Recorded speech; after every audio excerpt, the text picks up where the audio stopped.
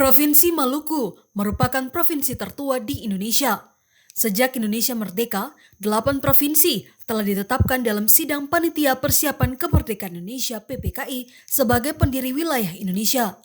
Kedelapan provinsi itu yakni Provinsi Sumatera, Jawa Barat, Jawa Tengah, Jawa Timur, Borneo, Sulawesi, Sunda Kecil, dan Provinsi Maluku. Hingga saat ini, Indonesia telah memiliki 34 provinsi. Berdasarkan data mengenai penduduk miskin di Indonesia yang dirilis Badan Statistik pada periode Maret hingga September 2021, dalam catatan tersebut, angka persentase kemiskinan pada setiap provinsi di Indonesia turun mencapai 9,71% pada periode yang sama di tahun 2020. Dari data BPS, Papua menduduki peringkat pertama sebagai provinsi termiskin di Indonesia, kemudian disusul Provinsi Papua Barat, Provinsi NTT, dan provinsi termiskin keempat diduduki oleh Provinsi Maluku.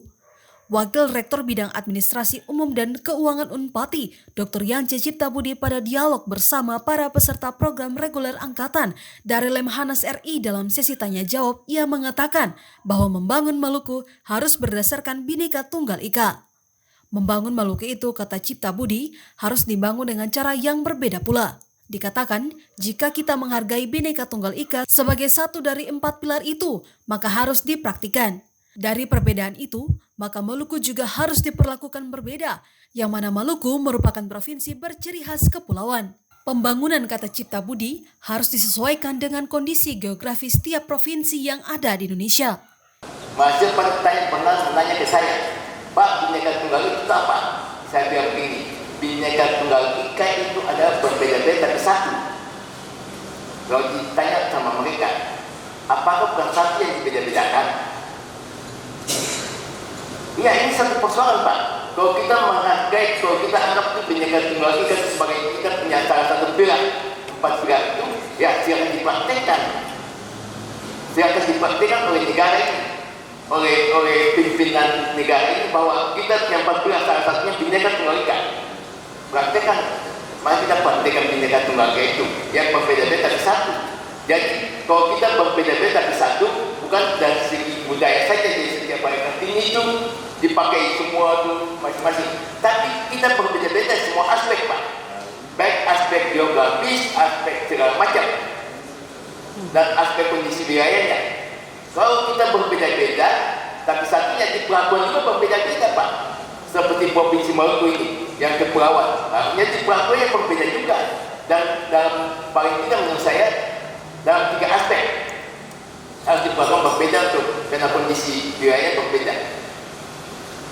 Misalnya untuk Maluku, kita nggak butuh jalan yang mulus-mulus, Pak. Karena kita pulau-pulau kecil.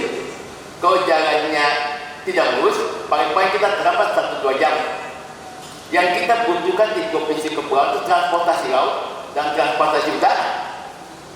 Nah, itu yang harus dibangun. Karena itu memperlakukan secara berbeda secara kondisi. Itu baru disebut Bhinneka Tunggal Ika, Pak. Ini yang perlu kajiannya. Ya, karena Lemhanas ini sebagai lembaga yang bisa memberi rekomendasi ke presidennya. Kalau itu dikaji, apakah praktek itu dilaksanakan atau tidak? Pelaksanaan dia sesuai dengan kondisi wilayah, Pak. Ia juga mengatakan kondisi pendidikan di Maluku berada di urutan ketiga terburuk di Indonesia.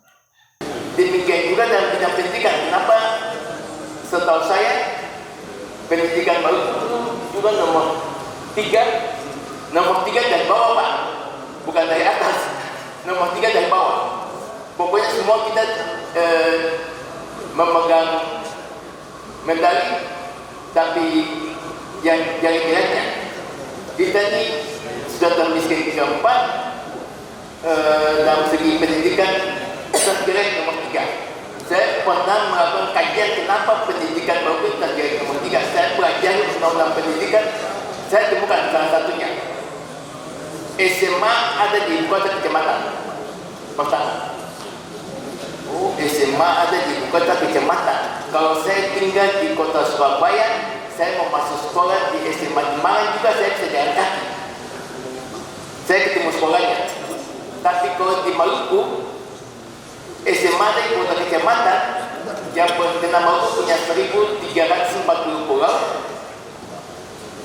yang tinggal di 2 pulau kecamatan, akses sekolahnya jadi mahal. Demikian juga akses pendidikan tinggi jadi mahal, karena hanya satu-satunya pendidikan negeri di bawah Kementerian Dikbud, jumlahnya Universitas Timuran. Dia harus menerima mahasiswa dari 10 kabupaten dan dari 1.340 pulau. Apa tidak mahal? Pasti disebut gak gampang. Sekarang kan pendidikan bisa lewat online. Nah, ini yang jadi persoalan juga kita di Maluku. Apakah kita punya jaringan internet berada di 1.340 pulau? Ini satu masalah besar juga. Nah, ini yang menurut saya kajiannya, mari kita lakukan kajian secara komprehensif. Janes Balol melaporkan.